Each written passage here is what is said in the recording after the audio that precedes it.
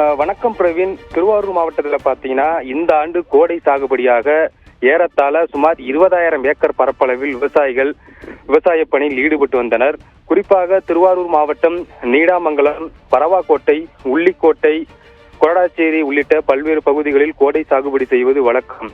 இந்த ஆண்டு 20,000க்கும் மேற்பட்ட ஏக்கர் பரப்பளவில் சாகுபடி செய்யப்பட்ட நிலையில் திருவாரூர் மாவட்டத்தில் கடந்த 10 தினங்களாக பெய்த கனமழையின் காரணமாக அறுவடைக்கு தயாராக இருந்த பயிர்கள் மழைநீரில் சாய்ந்து தற்போது மழைநீரை வடிய வைக்க முடியாமல் உள்ளதால் தற்போது நெல் பயிர்கள் முளைக்க ஆரம்பித்துவிட்டன. விவசாயிகளோட பிரதான கோரிக்கையாக இருப்பது என்னவென்று பார்த்தீங்கன்னா, உடனடியாக வேளாண் துறை அதிகாரிகள் ஆய்வு மேற்கொண்டு உரிய நிவாரணத்தை வழங்க வேண்டும். ஏனென்றால் ஏக்கருக்கு 20,000 முதல் 25,000 ரூபாய் வரை செலவு செய்து நெல்மணிகளை காப்பாற்றி வந்த நிலையில் கடந்த 10 தினங்களாக பெய்த கனமழையின் காரணமாக முற்றிலும் தற்போது வயலில் சாய்ந்து முளைக்க துவங்கி உள்ளது. மேற்கொண்டு அடுத்த கட்ட விவசாய பணிகளை மேற்கொள்ள முடியாத சூழ்நிலையில் உள்ளோம். எனவே உடனடியாக வேளாண் துறை அதிகாரிகள் ஆய்வு மேற்கொண்டு உரிய நிவாரணத்தை உடனடியாக வழங்கினால் மட்டுமே அடுத்த கட்ட பணியில் ஈடுபட முடியும் என விவசாயிகள் தெரிவிக்கின்றனர்.